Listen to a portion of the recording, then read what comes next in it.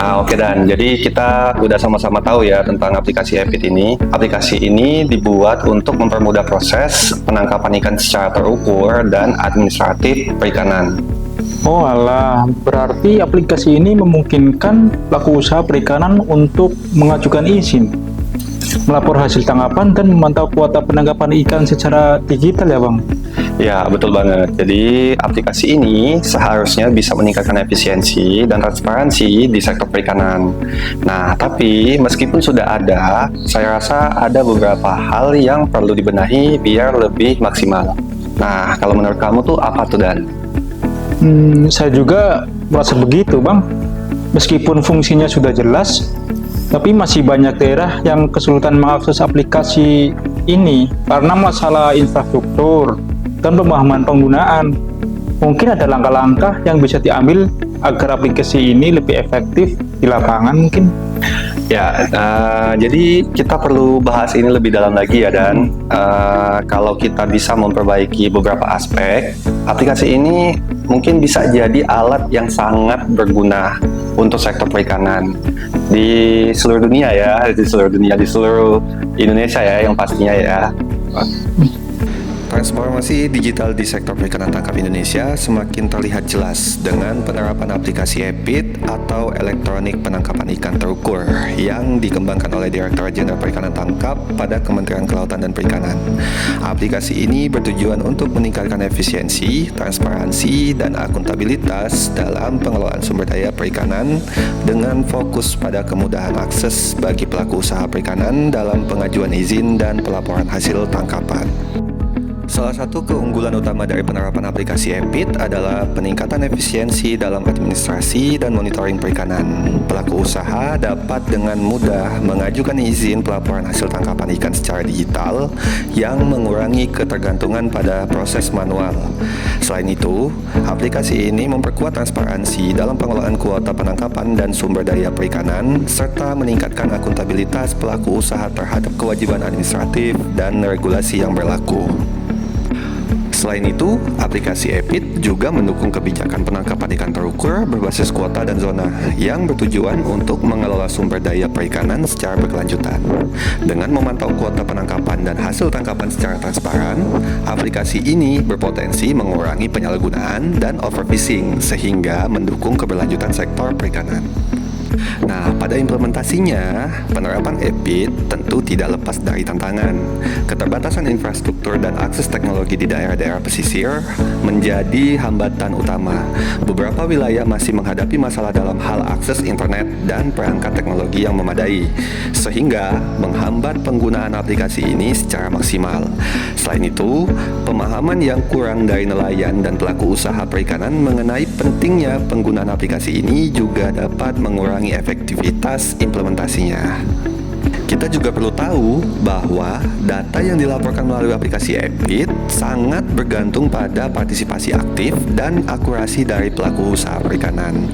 Oleh karena itu, kesalahan input data atau keterlambatan pelaporan menjadi tantangan lain yang dapat mempengaruhi kualitas data yang dihasilkan. Nah, sahabat Bahari, dari beberapa tantangan tersebut, ada beberapa PR pemerintah yang perlu dipertimbangkan untuk meningkatkan penerapan Epit.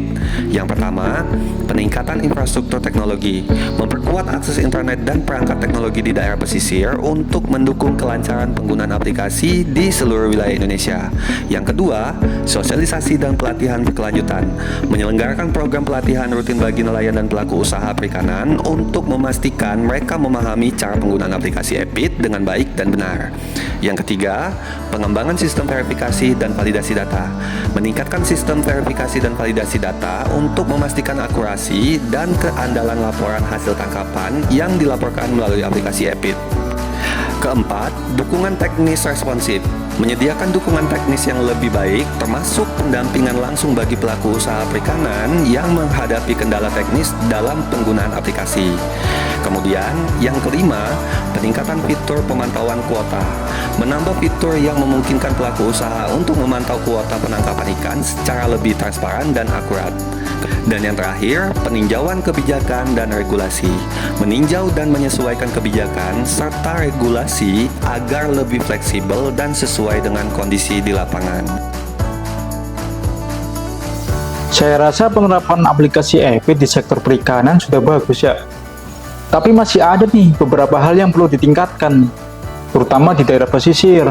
Salah satunya, kita perlu memperkuat akses internet dan perangkat teknologi agar penggunaan aplikasi ini lebih lancar sih di seluruh wilayah Indonesia menurut saya sih Bang. Ya, itu memang masalah yang penting ya, Dan. Tanpa infrastruktur teknologi yang memadai, aplikasi ini nggak akan bisa dimanfaatkan secara optimal. Nah, nelayan yang ada di daerah terpencil juga bisa kesulitan kalau tidak ada koneksi internet. Nah, mungkin kita juga perlu memperkenalkan lebih banyak lagi pelatihan untuk nelayan dan pelaku usaha tentang cara menggunakan aplikasi ini nih, Dan. Betul Bang, program pelatihan yang berkelanjutan memang sangat penting sih menurut saya Bang. Kita harus terus pastikan para nelayan dan pelaku usaha mengerti menggunakan aplikasi EPIT tersebut. Nah, ini bukan hanya tentang pengoperasian aplikasi sih, tapi juga tentang memahami regulasi yang ada. Ya, jangan lupa juga soal sistem verifikasi data. Ini penting banget nih. Jadi, untuk memastikan bahwa data yang mereka masukkan ke dalam aplikasi ini akurat. Nah, kalau datanya salah, bisa jadi masalah besar nih Dan di lapangan. Nah, misalnya nih ya, nih si nelayan ini salah memasukkan laporan hasil tangkapan ikannya. Ini juga bisa mempengaruhi kebijakan dan pengelolaan sumber daya ikan. Benar Bang, verifikasi data memang lebih kuat sih. Mungkin bisa dipertimbangkan untuk menambah fitur verifikasi otomatis sih. Jadi saat data dimasukkan, ada proses pengecekan.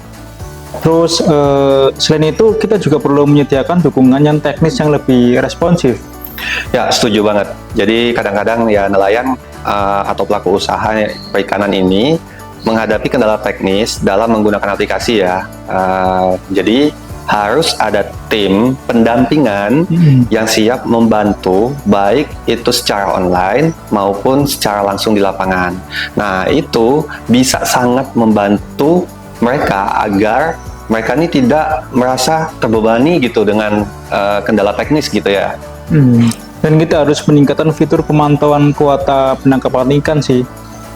Menambah fitur yang lebih transparan dan akurat akan mempermudah nelayan tahu nih berapa kuota yang tersisa.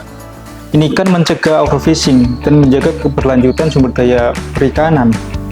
Ya, dan selain itu, kolaborasi dengan platform teknologi lainnya juga bisa menjadi langkah yang baik.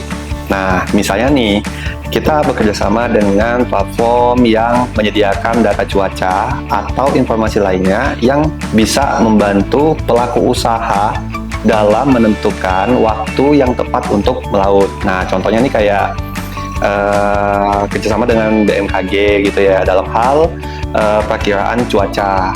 Nah, ini sangat membantu banget ya. Benar, kolaborasi masing-masing itu memang sangat menguntungkan bagi kita sih Bang.